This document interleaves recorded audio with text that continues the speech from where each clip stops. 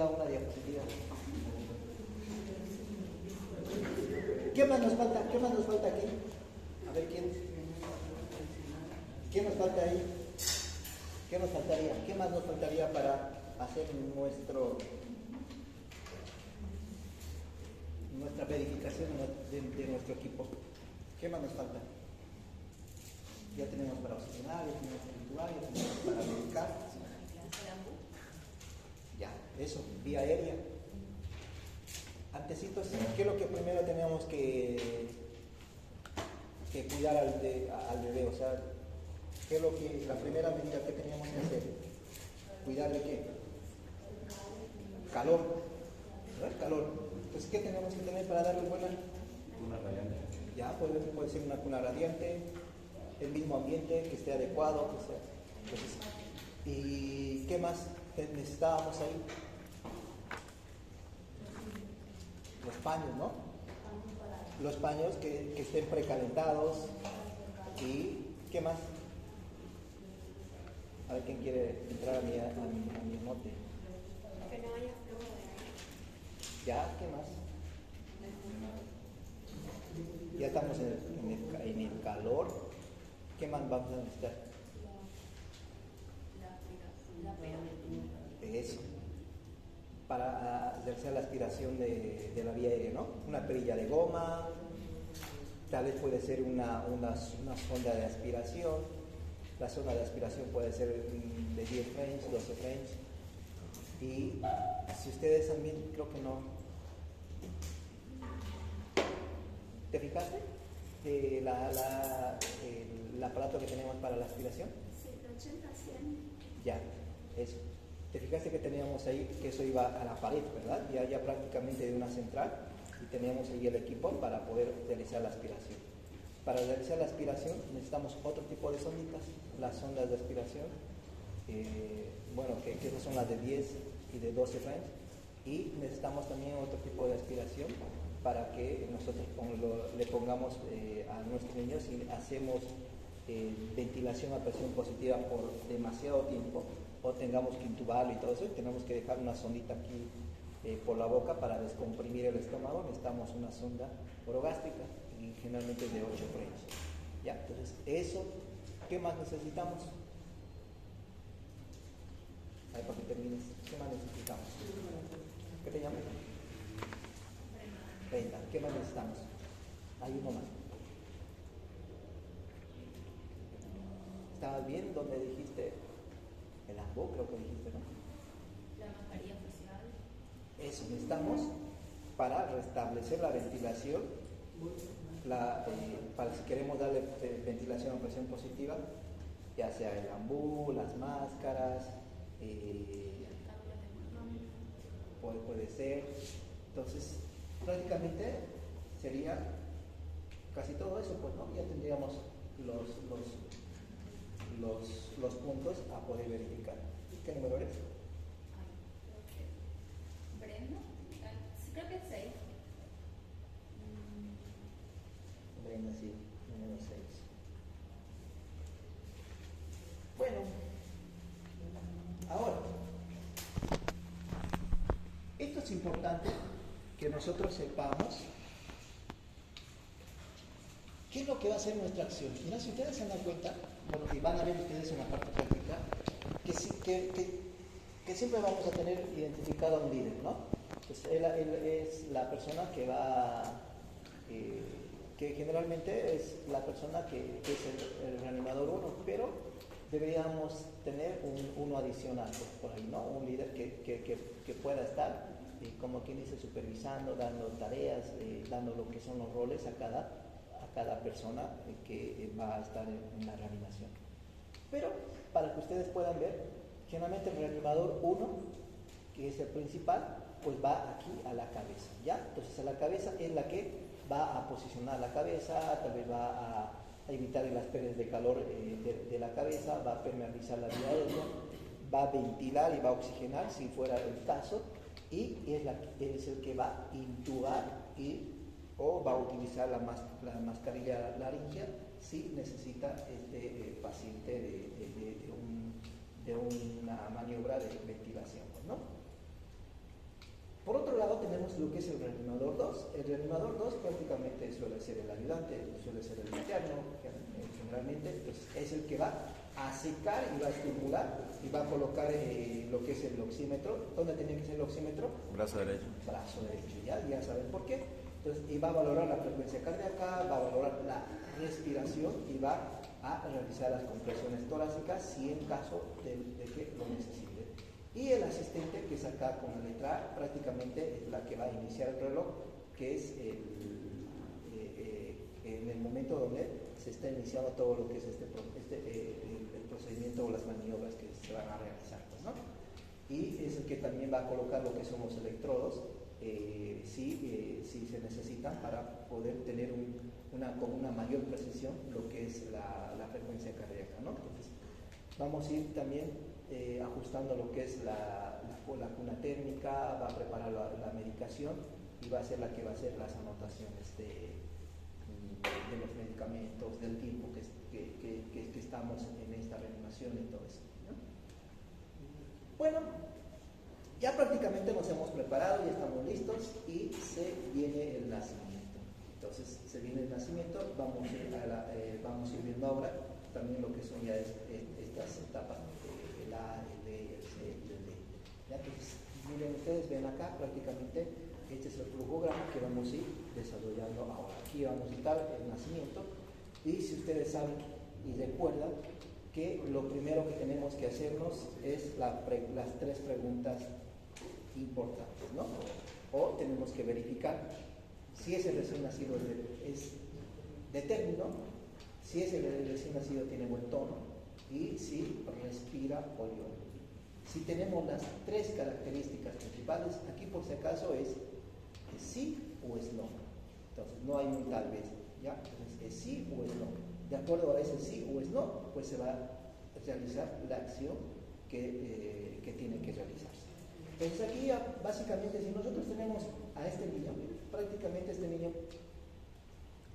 parece de término, está con buen tono y seguramente también, si uno lo escucha, seguramente lloró, ¿no? Respira y llora. Entonces, a este recién nacido, que me nace con esas características bonitas, prácticamente yo puedo hacer mis 5 pasos iniciales sobre lo que es la mamá, ¿verdad? Entonces, el apego precoz. El apego precoz, y ahí hago todo lo que son los 5 pasos iniciales y hasta lo que es la lactancia materna, ¿no? Entonces, todos esos pasos que hemos visto en la atención inmediata del recién nacido, ¿ya? Entonces, ahora, nuestro caso es distinto. Ya básicamente vamos a ir entrando a lo que es al bloque A, donde vamos a permeabilizar la vía aérea superior y a esto lo llamamos el bloque A, ¿ya? Entonces, el bloque A tiene un tiempo de acción que son 30 segundos y ya vamos a ir viendo también que hay una parte de lo que es el bloque A, otros 30 segundos, a eso es lo que lo llamamos los 60 segundos o el minuto de oro. Pero en esta primera parte, con estas primeras acciones, vamos a determinar el tiempo de 30 segundos. Entonces, si mi recién nacido determinó, tiene buen tono, respira o llora, pues obviamente, con lo que les dije anteriormente, si es sí, pues prácticamente yo voy a hacer los pasos iniciales junto a la madre, ¿no? Pero si es no, si no cumple estas 3 características, los pasos iniciales los voy a hacer en la cuna radiante. Incluso es más, algunas veces, si el ginecólogo incluso hace los pasos iniciales y si en ese momento no te responde y hace el clampeo del cordón y te lo entrega, ¿no? Y tú ya vas haciendo lo demás en la cuna radiante, ¿ya? Entonces ahora nos vamos a centrar en este paso, o mejor dicho, en este paso.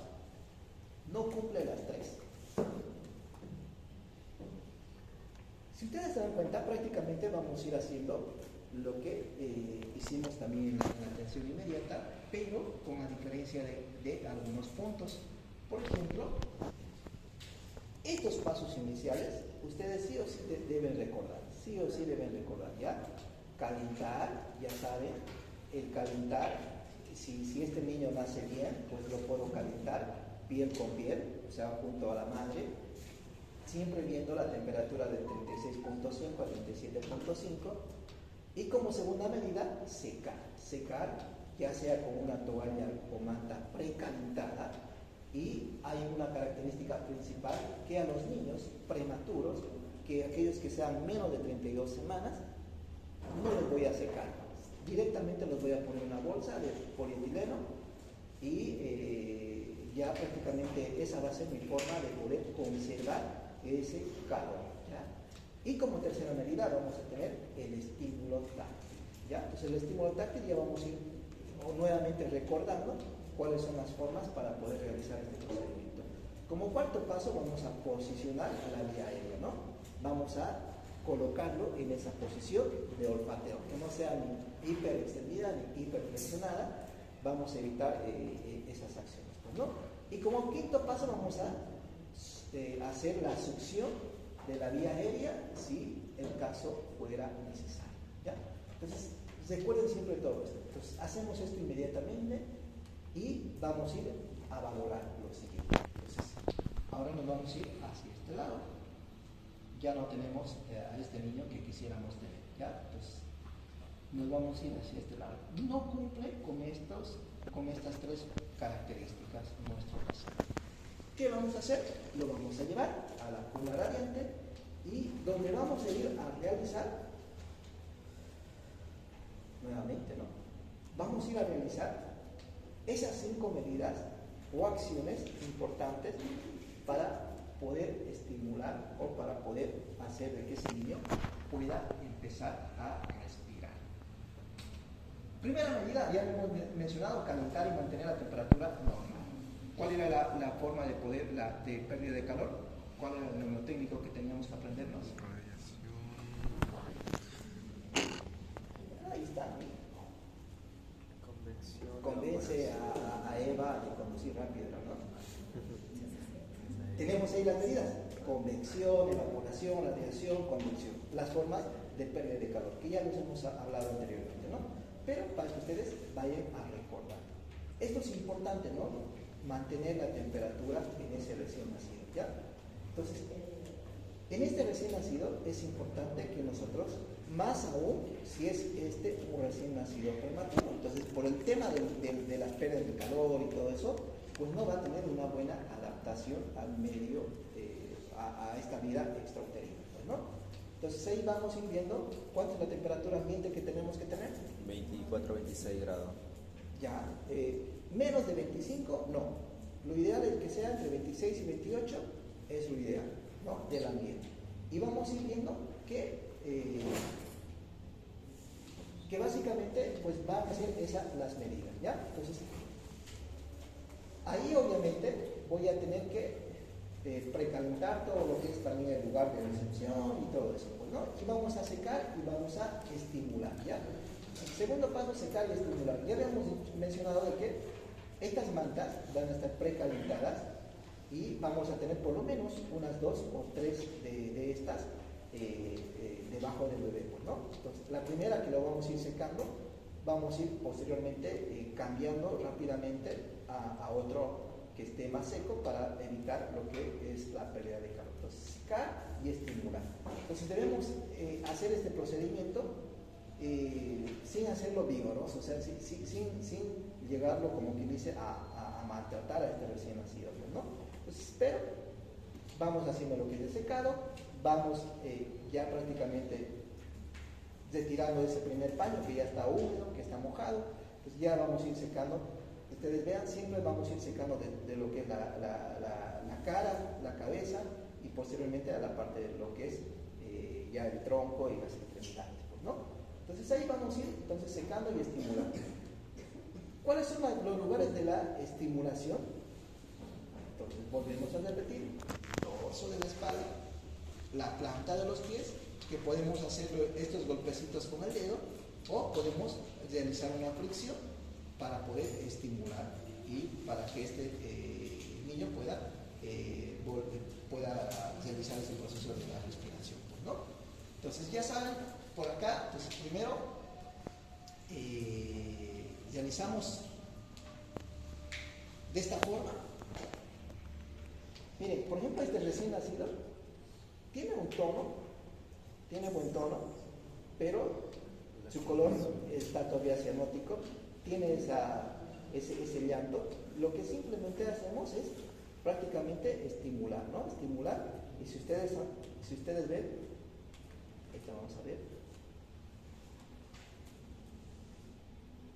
vean cómo va realizando lo que es la estimulación, el dorso de la espalda, y vamos a ir viendo, mira aquí la planta de los pies, hacemos los toquecitos y hacemos también lo que es el frotado. Entonces, esa es la forma de poder realizar el secado y la estimulación, ¿ya? Entonces aquí vamos a ir viendo también luego el posicionar la vía aérea. Entonces, ya habíamos mencionado que no debemos ni hiper extenderlos ni hiperflexionarlos, ¿no? ¿Por qué? Porque vemos que lo que es la vía aérea se ve obstruida, ¿no? Entonces tenemos que hacer esta posición, la posición de olfateo. Ya la vía aérea, miren, se encuentra prácticamente de buena entrada, pues, ¿no? Entonces la forma de ponerle en posición de olfateo, tenemos estas medidas. Vean ustedes la posición de los dedos, que prácticamente no las hiperextendemos ni tampoco las hiperflexionamos, ¿no? Algunas veces nos podemos ayudar con un paño de estos, que los ponemos debajo de los hombros, y también eso ya nos puede ayudar a realizar la posición de olfateo, ¿ya? O si no, también de esta forma, pero tratar siempre de cumplir esos requisitos. No hiperflexionarlos ni tampoco hiperextenderlos. Ahora, despejar las secreciones si fuera necesario. Miren, aquí se les he puesto la abecedario para que nunca se olviden ustedes que primero siempre viene la B y luego la N, ¿no? Entonces, primero siempre vamos a aspirar la boca, y si ustedes ven la parte de lo que es el pulgar, ¿dónde está yendo? Prácticamente en la base de lo que es la perilla de goma. Esta es la perilla de goma. Simplemente apretamos ahí y luego ponemos a la boca o a la fosa nasal y vamos soltando. Y luego tienes que, como que dice, desecharlo, esa secreción que has aspirado, y luego nuevamente volver a proceder con la aspiración, ¿ya? Entonces, este es el modo de poder aspirar las secreciones, primero boca y luego la nariz, ¿ya? Entonces, obviamente, tú a la aspiración vas a hacer de que lo vas a poner, digamos, de un costado para poder realizar esta aspiración, ¿no? Entonces, y lo que ya les había mencionado, de que tratemos de no introducir ya sea la perilla de goma o ya sea la sonda de aspiración profundo. Entonces, ¿por qué? Porque puedes producir un efecto vagal, puedes hacer de que este niño que estaba llorando, pues prácticamente deje de respirar, ¿no? O deje de llorar. Entonces, sí, producir ese efecto vagal y producir ese problema respiratorio en este niño, ¿no? Entonces, si usamos el catéter de succión de presión negativa, entonces, como su compañera lo dijo, entonces nosotros mismos tenemos que ser precisos en realizar la aspiración. El hecho de tocar, digamos, o de ocluir o tapar la parte de la abertura de la sonda, hacemos una presión. Entonces, esa presión debe ser entre 80 y 100 milímetros de mercurio, no más, porque incluso ahí en la práctica lo tapamos, incluso eso va más de 100, más de 200 incluso, ¿no? Entonces, y eso puede ser, puede lesionar la parte de la vía aérea, ¿no? Entonces, tratar de, en el momento cuando estemos en la práctica, igual vamos a hacer esa prueba, cómo se realiza la aspiración, y tratar de mantener estos parámetros. ¿Cuándo yo voy a realizar la aspiración? Esto es muy importante y pregunta siempre de examen, ¿no? Entonces, aquí yo voy a realizar sí o sí la aspiración, porque no en todos realizo la aspiración, ¿no? Solo en aquellos que tienen alguna secreción de la vía aérea, pero hay algunas indicaciones. En aquellos niños que tienen apnea o que tienen una respiración entrecortada, de esos que están como quien dice jadeantes, haciendo ese esfuerzo para respirar, cuando tengan un tono muscular pobre, y obviamente las que tengan alguna secreción que obstruya la vía aérea, pues, ¿no? Y las secreciones con meconio o sangre. Entonces, obviamente, aquí los vamos a aspirar. Si vemos así secreción y todas esas características, solamente los vamos a aspirar, ¿no? Y esto que es importante, yo voy a realizar la aspiración antes de iniciar mi ventilación a presión positiva o antes de que yo le ponga a ese niño o realice el procedimiento o utilice lo que es el CPAP, que es la presión positiva continua de la vía aérea. Entonces, antes de esto, entonces ya voy a tener que prepararme en despejar la vía aérea para poder utilizar estos instrumentos, ¿no? Entonces, ya vamos ahí. Veamos ahora mire, aprieta y suelta y lo vuelve aquí a echar, ¿no? Aprieta y suelta y lo vuelve. Es la forma de poder realizar la aspiración. Primero boca y luego nariz. ¿No? Entonces, veamos de nuevo. Entonces, apretamos con dedo pulgar, boca y luego nariz, ¿no?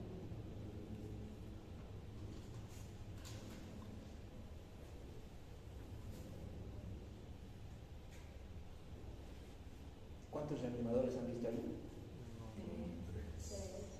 Tres, ¿no? Entonces, ha debido ser un niño con factor de riesgo, ¿no? Bueno, ya despejamos las secreciones de la vía aérea. Este niño sigue así. ¿Qué hago? Llamen al pediatra, llamen al neonatólogo, llamen a alguien, ¿no? No, ustedes son los médicos. Ustedes van a sacarlo a este niño.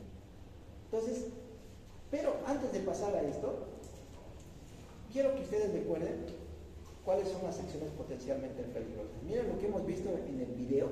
Ustedes han visto que las palmadas en las nalgas, podemos producir lesiones, podemos producir equimosis. La compresión de la caja torácica, si nosotros no hacemos esto de una forma adecuada, podemos fracturar las clavículas, podemos producir un neumotórax, podemos producir incluso la muerte, ¿no? Y si forzamos los músculos sobre el abdomen, entonces, si algunas veces por el mismo hecho de querer hacer algo, pues van apretando la parte del abdomen, ¿qué podemos hacer? Ruptura de vaso hígado. ¿Por qué dijimos esto? ¿Se acuerdan? ¿Por qué? ¿Por qué son los órganos a lesionarse en los recién nacidos? Porque hay una hepatomegalia. Exacto. Porque estos órganos no están protegidos por la caja torácica todavía, porque pueden estar ciertos, como dice su compañera, una hepatomegalia, un vaso tal vez palpable, un hígado palpable, y al estar fuera de lo que es esa protección, pues fácilmente podemos llegar a lesionar estas estructuras. ¿Ya? Entonces, ahí vamos a ir viendo algunos otros, incluso también esto de lo que es, antes hasta dilataban el esfínter anal. Entonces, con el objetivo de estimularlo aparentemente, pero obviamente que se producía delgados del esfínter anal, ¿no? Incluso antes, igual también los bañaban con agua fría o agua caliente. Entonces, igual no está recomendado, pues podemos hacer una hipotermia, una hipertermia, hasta quemadura, ¿no? Y a un recién nacido no se lo baña por lo menos unas 24 horas para poder evitar la pérdida de calor. este tipo de consecuencias, ¿no? Y sacudir al recién nacido. ¿Han visto cómo lo han sacudido al recién nacido? Seguro que daño cerebral. ¿Alguno de ustedes? Nadie, no creo que nadie haya tenido accidente, ¿no? ¿Cuáles son las lesiones del cerebro? Digamos, un accidente de tránsito que frecuentemente uno puede lesionarse y puede ser grave. Los de desaceleración, ¿verdad? Entonces uno que cuando desacelera y no hace este movimiento de la cabeza, fácilmente puede tener una lesión, ¿no? A nivel cerebral. Peor todavía que si nosotros empezamos a sacudir a ese niño. Incluso hemos visto casos donde las mamás, al momento que los bebés son tal vez muy irritables y todo eso, hacen este movimiento, ¿no? De quererlos calmar, sacudirlos. así, tampoco está recomendado, porque al hacer este movimiento, sacudirlos, está haciendo que el cerebro pues vaya teniendo esas lesiones pues, ¿no? Contra la pared del cráneo, pues, ¿no? Entonces, peor todavía a ese niño que lo sacudieron y lo movieron de todo lado, ¿no? Bueno, ya vamos prácticamente ya entrando a lo que es un poquito ya avanzando a lo que es la parte de lo que ya hemos hecho esto. Y ahora nos tenemos que hacer la pregunta, ¿no? Entonces, ¿qué hacíamos con este? Estamos aquí queriendo escapar, ¿no? Mi niño no responde y a ver qué hago. Entonces, vamos a hacer lo siguiente. Nos preguntamos 3 preguntas. ¿Este recién nacido está en apnea? ¿Tiene boqueo? O si la frecuencia cardíaca es menor a 100 latidos por minuto. Entonces, ¿qué es apnea? Ya habíamos mencionado una apnea, una pausa respiratoria de mayor o igual a 20 segundos que puede estar comprometido la frecuencia cardíaca o la presión arterial. Ya vamos a ir viendo, ¿no? El boqueo. Ese boqueo es esa sensación o ese querer respirar. Esa sensación de meter el aire, digamos, profundo, pero pausado, pero irregular y todo, ¿no? Y la frecuencia cardíaca, obviamente eso ya lo vamos a valorar, ya sea con la saturación de oxígeno o con un monitor, ¿no? Entonces, menos de 100 latidos por minuto, nos vamos a ir hacia este lado primero. Si es no, quiere decir que ya podemos respirar un poquito. Solo debemos evaluar si respira con dificultad o si este paciente tiene una cianosis persistente. Si la pregunta es sí, la respuesta es sí, pues vamos a hacer solo estas medidas en este niño. Vamos a colocarlos en posición, vamos a despejar la vía aérea si fuera necesario, vamos a monitorizar la saturación de oxígeno, vamos a dar un oxígeno complementario según sea lo necesario y vamos a considerar el uso de CPAP. Entonces, ¿cómo son estos? Pues vamos a ir viendo. Pues aquí vamos. Prácticamente posicionamos, reposicionamos, como quien dice, posicionamos la vía aérea en posición de olfateo y aspiramos la vía aérea si fuera necesario, ¿no? Entonces, si ustedes ven, también aquí ya les vamos poniendo el monitor de oxígeno. El monitor de oxígeno prácticamente vamos a colocarlos ya en estos pacientes que no tengamos una respuesta adecuada, pues, ¿no? Entonces ya ponemos el monitor, ya ven ustedes, esta es la mano derecha, entonces la saturación preductal. Y ya vamos a ir prácticamente, posteriormente, dándole oxígeno. Ya el oxígeno, hay varias formas de poder administrar el oxígeno a flujo libre, que las vamos a ir mencionando ahora.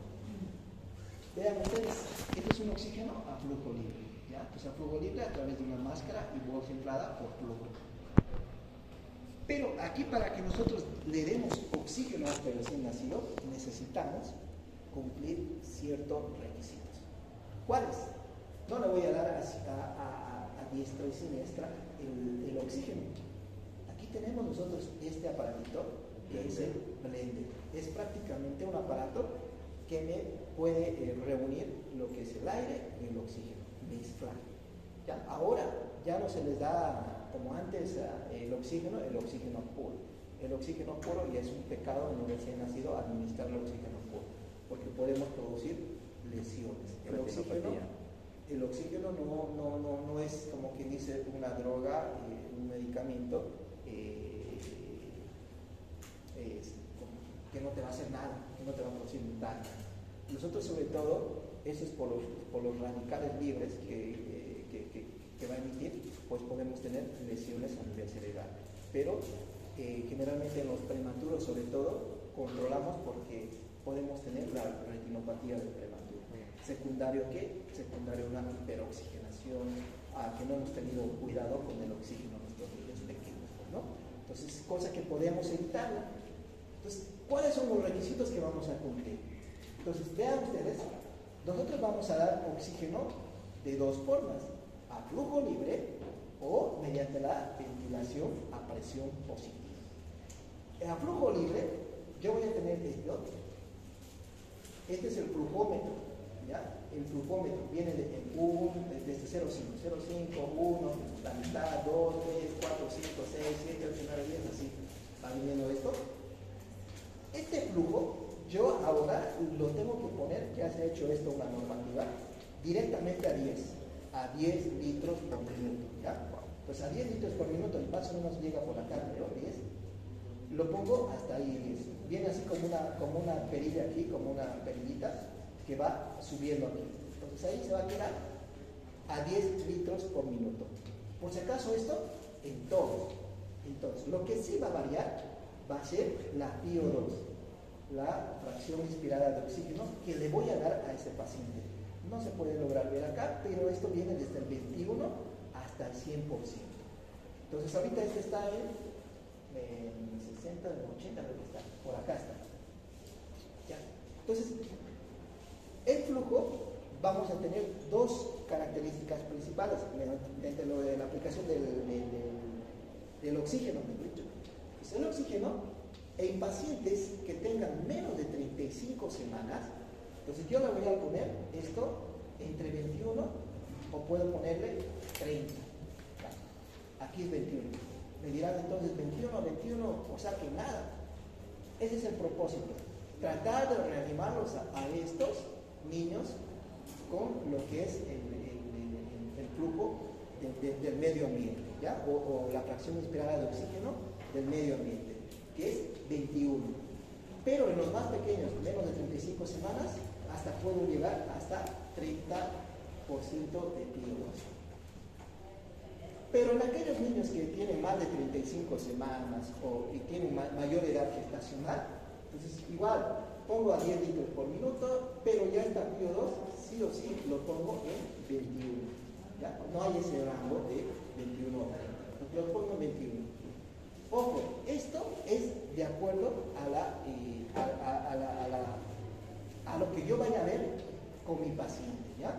Entonces, pero cuando ya veo a un niño bien comprometido, a un niño que necesita de otras medidas de reanimación, no solo necesita flujo libre, no solo necesita ventilación, presión positiva, sino que ya necesita ser, ya sea intubado o necesitamos realizarle la compresión torácica, ahí voy a aumentar mi PO2 al 100%. Esta perlita la traigo hasta aquí, al 100%, porque aquí ya todo va.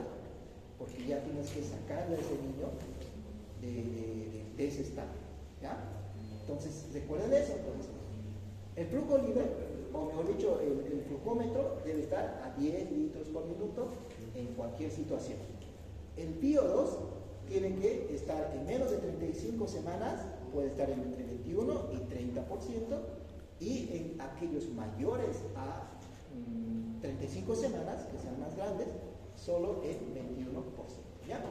Entonces, esto es importante que recordemos. La saturación de oxígeno, nosotros no vamos a tener un paciente que esté saturado entre 90 a 100, así, al primer minuto. Miren, de 100 a los 10 minutos vamos a tener una saturación que quisiéramos tener, entre 85 y 95%. Pero estos valores son considerados rangos dentro de lo normal.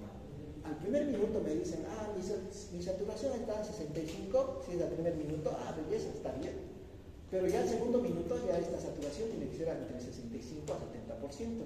A los 3 minutos en 70-75%. Y así sucesivamente hasta los 10 minutos en 85-95%. ¿Ya? Entonces ahí vemos estas características. El oxígeno flujo libre, ustedes vean cómo lo vamos a aplicar. Prácticamente hacemos como un embudo, aquí como un lugar donde vamos a ir, como quien dice, recolectando cantidad de oxígeno. Hacemos un pequeño embudo, de esta forma le vamos a dar oxígeno a flujo libre. No estamos utilizando ningún equipo, nada de eso, ¿no? Oxígeno flujo libre, a través de un tubo de oxígeno. Tenemos el oxígeno flujo libre a través de una máscara.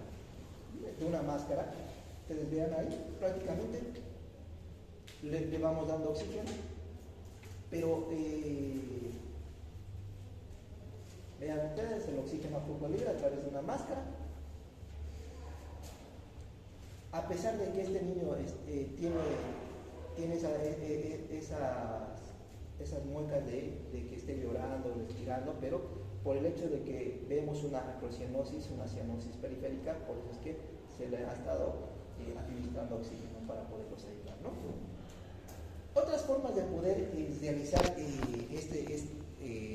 este procedimiento de darle oxígeno a flujo libre, tenemos también lo que son estas bolsas, la bolsa inflable por flujo. Entonces, que generalmente esto lo utilizan los anestesiólogos. Entonces aquí nosotros vamos a ir viendo, miren, aquí prácticamente no está haciendo un contacto con la cara o la vía aérea. Entonces, por eso es que esta bolsa está, como quien dice, no está inflada. Pero si esto haría una compresión o un contacto así directo, obviamente esta bolsa se va a llenar de oxígeno, ¿no? Pero vamos a estar realizando una presión positiva, ¿no? Algo que no quisiéramos, digamos, en este niño, ¿no? Si estamos queriendo solo flujo libre. Y por este lado tenemos también lo que es mediante aquí vemos la cola de una bolsa autoinflable con un depósito abierto y simplemente estamos administrando, acercando lo que es el oxígeno, ¿no? Y vemos aquí lo que es también el reanimador con pieza en T. También podemos administrar oxígeno a flujo libre mediante este equipo, pero sin hacer el contacto con la parte de lo que es la cara o la parte de la vía aérea superior, ¿no? Aquí la nariz o la boca, ¿no? Vean ustedes el flujo libre, acá prácticamente no estamos haciendo contacto con estas estructuras, ¿no? A medida que vayamos teniendo lo que es la distancia, por ejemplo 1,5 cm, pues vamos a tener un FiO2 del 80%, 2,5 centímetros vamos a tener a 60% y 5 centímetros de distancia vamos a tener a 40%, ¿no? Van a ver ustedes también que nosotros tenemos sobre todo este equipo, que tenemos el AMBU, que es mediante una bolsa autoinflable. Entonces, si nosotros queremos administrar flujo sanguíneo, o mejor dicho, flujo de oxígeno libre, no debemos hacer de esta forma, ¿no? Entonces, sí o sí debemos sacar aquí, esta es la colita del oxígeno o la entrada de oxígeno, sacar esto y hacer esto lo que estamos haciendo, ¿no? No hacer este procedimiento, porque no le vamos a estar aportando el oxígeno, porque prácticamente acá en este reservorio vamos a tener la contención del mismo, ¿no? Entonces, una medida que debemos evitar hacer esto, ¿ya? Entonces, es mejor hacer de esta forma, sacar esto y utilizar tu mano para poderle dar ese oxígeno a flujo libre. Cuando yo quiero darle una presión positiva continua a este niño, o sea, necesito que no solo mi oxígeno a flujo libre me va a funcionar y necesito de una presión positiva continua, abrir esas vías aéreas o abrir esos alveolos que están colapsados, qué sé yo. Entonces, es darle este CPAP. El CPAP lo podemos dar también por esta bolsa inflada por flujo, que les había mencionado que utilizan generalmente los anestesiólogos. Miren, aquí ya estamos haciendo un cierre hermético, ¿no? De lo que es la nariz y la boca, ¿no? Entonces, miren, contacto bien cerrado y vean que la bolsa ya se infla, ¿no? O sea, a través de este procedimiento estamos administrando una presión positiva continua de la vía aérea. Y el otro aparato que es el más adecuado y el que generalmente podemos realizar y controlar específicamente lo que es la P, podemos controlar el flujo y todo eso, es el reanimador en PST. Actualmente se está pregonizando en utilizar este equipo porque es un equipo que se puede controlar y que puede dar, que no puede dar, dejar lesiones al recién nacido, pues, ¿no? Por el mismo hecho de la presión, por el mismo hecho del flujo y todo eso. Entonces, es más controlado, ¿ya? Entonces ahí vamos a ir viendo prácticamente las formas de poder realizar lo que es el CPAP, ¿ya? El CPAP generalmente nosotros lo utilizamos en los recién nacidos prematuros y algunos de ustedes lo han visto ya en la parte práctica, los hemos mostrado. Este equipo prácticamente me permite de que sobre todo en los recién nacidos prematuros, que los alveolos que han estado colapsados o que están cerrados, pues las podamos abrir y que esos alveolos que están abiertos no se lleguen a colapsar o cerrar. Entonces evitamos de que, si nosotros hacemos este procedimiento lo más antes posible, evitamos que ese niño vaya a una intubación, o si ha ido a una intubación, que ese niño salga rápido de esa intubación y pues evitamos también lo que son los prácticamente la estadía pues, ¿no? de ese recién nacido intrahospitalariamente, ¿no? Pero el problema que podemos tener con este CIPAP pues, son las lesiones de neumotórax, y generalmente pues vemos eso en los niños que no tienen una buena adaptación y en los niños que pesan más de 300 gramos de peso. Entonces en esos niños, nosotros en la institución que vamos trabajando, hemos visto en esos niños que presentan ese tipo de lesiones, ¿no? Pero en los niños que son menos de 2000 gramos, belleza, generalmente les ayuda a salir de ese estado, ¿no? Creo que uno de ustedes vio a un prematurito que estábamos ahí, un chiquito. ¿Quién fue? Entramos, pero no sé quién se le pone. No le echamos la vista. Ese prematuro prácticamente salió solo con esto. No lo intubamos, ya me acordé quién era. Creo que estaba en el primer grupo, creo que era. Pero ya vamos a ir viendo. Ahora vamos al bloque B. ¿Qué hora es? También ponemos, si no, estamos atrasando. El bloque B, miren, es la acción más importante de la reanimación, es darle ventilación a presión positiva. ¿Ya? Esta ventilación a presión positiva prácticamente lo vamos a hacer aquí en este bloque. ¿Ya? Entonces, si ustedes recuerdan, aquí hemos ido prácticamente el bloque A.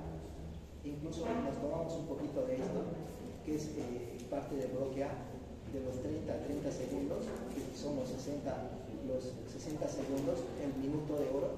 Pero ya cuando no tengamos la respuesta, pues vamos a entrar a lo que es el bloque B, la ventilación a presión positiva, ¿ya? Entonces, algunas controversias, la reanimación con aire versus oxígeno al 100%, ya les hemos mencionado cuáles son los problemas. La preocupación tanto por los efectos adversos del oxígeno al 100% y la preocupación por falta de oxigenación y las lesiones por hipoxia. En el bloque B vamos a ver lo que son las indicaciones de ventilación a presión positiva. Nos vamos a ir a preguntar, prácticamente esas preguntas, pues van a ser nuestras respuestas afirmativas, ¿no? Si van a ser afirmativas, si va a ser sí, entonces tenemos que descartar. Prácticamente nuestro niño va a estar en una apnea, probablemente una apnea secundaria, porque una apnea secundaria es la que no va a responder a una simple estimulación, en la que sí o sí necesita de una ventilación a presión positiva para que pueda salir de ese estado, ¿no? El tiempo de acción que vamos a tener aquí también va a ser 30 segundos, tenemos ahí, y básicamente vamos a ver ahora esta parte, ¿ya? Entonces, bueno, nos preguntamos, el niño está con apnea, tiene moqueo, tiene frecuencia cardíaca menor de 100 latidos por minuto, pues sí. ¿Qué vamos a hacer? Vamos a realizar una ventilación a presión positiva, vamos a monitorizar con el saturómetro de oxígeno e incluso vamos a considerar aquí ponerle un monitor de electrocardiograma para tener un mejor registro de la frecuencia cardíaca, de la saturación, e incluso en algunos aparatos también podemos tener la valoración de lo que es la temperatura, ¿no? Pero vamos a ir viendo estos puntos importantes, ¿no? ¿Qué condiciones tengo que tener para realizar una ventilación a presión positiva? Aquí tenemos que tener uno que es muy importante, tener la máscara adecuada, ¿ya? Entonces, estos los tenemos aquí de esta forma, podemos tener redondas o triangulares. Entonces ustedes vean que básicamente estos vienen de distinto tamaño, hay desde para más prematuros y hay también para los demás del término, ¿no?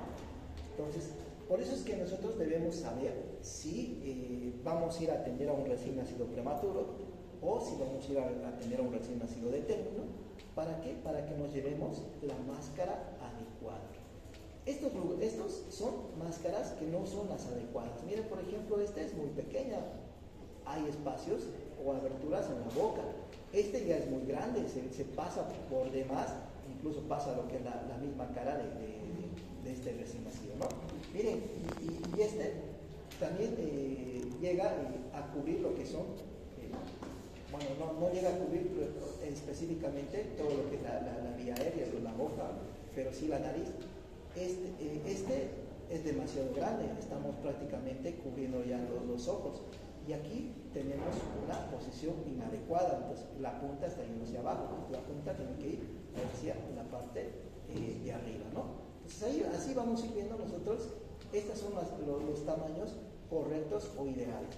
No tiene que llegar a cubrir el ojo, no tiene que llegar a sobrepasarse la cara, no tiene que sobrepasar lo que es el mentón y tiene que llegar a cubrir lo que es la boca y la nariz, ¿ya? Y la posición de estas triangulares es con la punta hacia arriba. Y las redondas igual lo mismo, casi las mismas características, ¿ya? Entonces, obviamente para poder realizar esta ventilación de presión positiva, debo colocarla en posición de olfateo y ayudarme, si quiero, pues ayudarme con esta martilla o algún material para levantar lo que son los hombros, ¿no? La ventilación a presión positiva, voy a requerir aquí algunas condiciones. Entonces, para que esto pueda funcionar, primero tiene que tener un sello hermético de la mascarilla, o sea, esto tiene que estar bien sellado, con esas características de la máscara, las que hemos mencionado, ¿no? Entonces, tenemos técnicas, la de una sola mano o con las dos manos. Esta, por ejemplo, es de una sola mano. Entonces, vean, ¿qué hace? Aquí hace una letra C, ¿verdad? Una letra C. Entonces, esa es la posición adecuada que debemos optar y poner nuestra mano. En forma de C, vamos a ir a hacer el contacto con la parte de la boca y la nariz, ¿ya? Y para esto tenemos que cumplir también lo que es la presión parcial o inspiratoria. Y vamos a tener que iniciar con una PIP de 20 a 25 centímetros de agua, o también tener, si vamos a usar la PEP, vamos a utilizar hasta 5 centímetros de agua. Entonces, generalmente esto lo utilizamos cuando utilizamos un reanimador en T, pero si no, entonces simplemente utilizamos este ángulo, ¿no? Entonces, la frecuencia de poder realizar la ventilación es de 40 a 60 respiraciones por minuto. ¿Y cuál es el ritmo? Al apretar, yo digo ventilo, 2, 3, ventilo, 2, 3, ventilo, 2, 3, ventilo, 2, 3. ¿Ya? Entonces, tiene que ser bien coordinado eso, inspiración y expiración. ¿Ya? Entonces, ¿cuál es la indicación para yo realizar esta ventilación con presión positiva? También pregunta, importante esto que le toca. Si después de un minuto de los pasos iniciales yo no he llegado a tener una respuesta positiva, voy a estar pensando en hacer esta ventilación a presión positiva. ¿Quiénes? En los niños que tienen apnea, en los niños que tienen esa respiración entrecortada o como lo llamamos aquí, el boqueo, cuando la frecuencia cardíaca está menor a 100 latidos por minuto, cuando no se consigue una saturación objetivo, la que vimos en los cuadritos, a pesar de darle oxígeno a flujo libre, ya sea con una FiO2 al 100% o el CPAP, ya debo utilizar mi ventilación a presión positiva. Importante esto. Les voy a preguntar. Ahora, ¿cuáles son los tipos de dispositivos de reanimación utilizados para realizar la ventilación a los recién nacidos? Por ejemplo, miren acá, esta es la bolsa autoinflable, la que comúnmente utilizamos nosotros. Nosotros tenemos sobre todo esto. ¿Ya? Entonces aquí ustedes pueden ver que esta bolsa se llena espontáneamente con gas, aire oxigenado o una mezcla de ambos, ¿ya? Y después de hacer la presión, entonces se libera y vuelve a su posición. Algunos requisitos para que podamos utilizar esta bolsa autoinflable, prácticamente no necesitamos de que tengan una fuente de gas, ¿no? Como por ejemplo en esta de la que utilizan la bolsa inflada por flujo, la que utilizan los anestesiólogos, necesitan de que estos tengan una fuente de gas para poder permanecer y para poder realizar ese procedimiento, ¿no? Y aquí tenemos lo que es ya el reanimador en pieza en T, y aquí con eso también podemos realizar lo que es la ventilación a presión positiva, y podemos ver esto. Bueno, ¿qué pasó por ahí?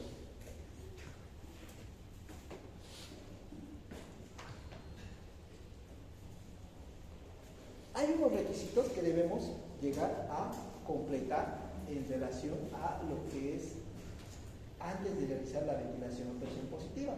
Entonces nosotros vamos a verificar que nuestra fuente de calor radiante esté bien, esté seco, el niño se encuentre en posición adecuada, ya esté libre la vía aérea y no haya recibido estimulación táctil, y vayamos a verificar y revisar todo lo que es el equipo para que nuestra ventilación a presión positiva sea el más adecuado, ¿ya? Entonces aquí, si ustedes ven, para realizar una ventilación a presión positiva puedo obtener prácticamente este tipo de posiciones, donde nosotros queremos que al momento de dar la ventilación a presión positiva tienes que tener un panorama visual de todo lo que es el paciente, sobre todo la parte de la caja torácica, para ver si realmente estás introduciendo el aire, pues, ¿no? Si tu ventilación a presión positiva es la adecuada. Bueno, vamos a ir preparándonos. Entonces, no apriete la mascarilla contra la cara. Bueno, aquí vamos a ir preparando la ventilación a presión positiva, y prácticamente estas son posiciones que no van a permitir que funcione nuestra ventilación a presión positiva. Si tú no realizas un sellado hermético acá entre estas dos estructuras, prácticamente tu ventilación a presión positiva no va a funcionar, y debemos permitir también que nuestras manos o dedos descansen sobre no debemos hacer que esto tengamos un apoyo aquí sobre lo que son los ojos del niño, y obviamente tratar tampoco de no hacer una presión en la parte de lo que es la región cervical o del niño, como presionándolo. Entonces evitar hacer esas maniobras para poder no tener consecuencias de que esto no funcione, ¿no? Por ejemplo, acá tenemos la forma del posicionamiento, hacen un sello hermético y hacemos lo que es el levantamiento de la posición de olfateo, y empezamos a realizar la ventilación a presión positiva. Podemos ver que es adecuada, porque podemos evidenciar que va aumentando lo que es, o se ve los movimientos torácicos, ¿no? Esto, por ejemplo, tenemos con dos manos, y que generalmente lo hacemos cuando tenemos dos reanimadores, porque uno va a ser el que va a realizar la presión de la ventilación, y el otro se va a encargar exclusivamente de posicionar adecuadamente la parte de la mascarilla, ¿no? Y ahí vemos las dos manos, vean ustedes, prácticamente haciendo esta cosa. Vean la parte de lo que son sus dedos, que optamos como una letra E, ¿no? Como una letra E que me permite, si yo tengo que levantar la parte de lo que es la mandíbula, lo voy a hacer, ¿no? Entonces voy a permeabilizar la vía aérea. Ahora, esto es importante que sepamos y recordemos el ritmo, la frecuencia de la ventilación. Entonces, hacemos esto. Entonces, ventilamos.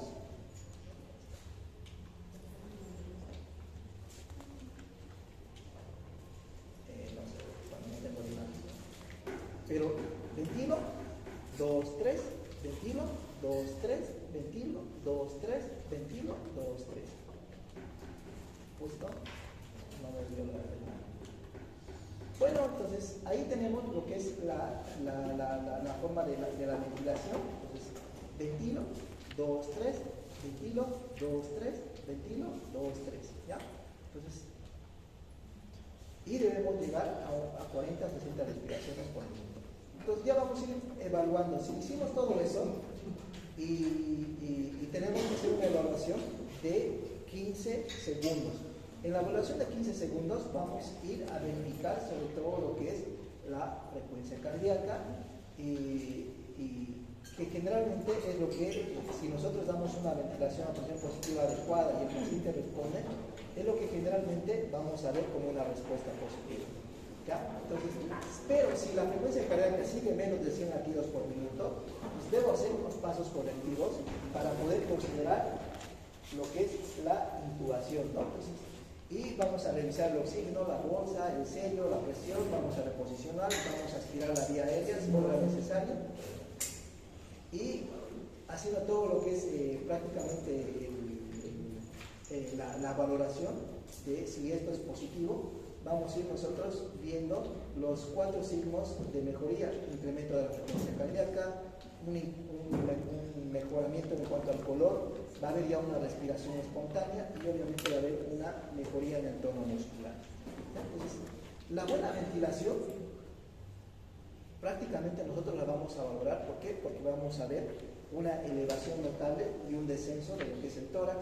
Vamos a ir escuchando los sonidos respiratorios bilaterales y vamos a tener la mejoría de la frecuencia cardíaca, ¿ya? Y aquel paciente que no va a mejorar, pues obviamente vamos a tener todo lo contrario, ¿no? Entonces, donde ya básicamente vamos a ir a considerar lo que es la intubación y vamos a ir aprendiendo lo que son las maniobras colectivas de la ventilación a presión positiva. Entonces, yo creo que vamos a quedar aquí, creo que ya es. ¿Preguntas hasta aquí?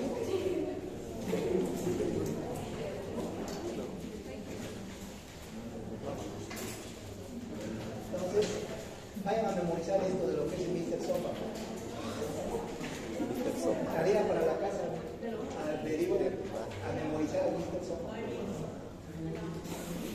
Ya, con el siguiente grupo,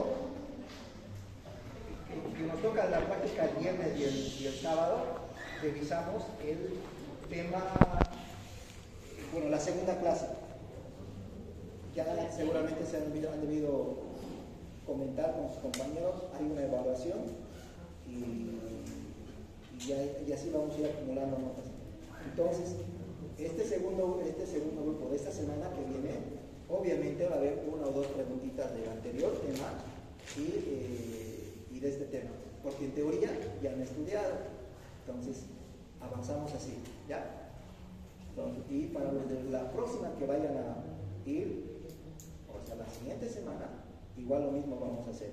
Del segundo tema y del tema siguiente, así más o menos. Unas 2 o 3 preguntas van a tener del otro tema. Para que vayan estudiando, no nos desplacemos. Gracias.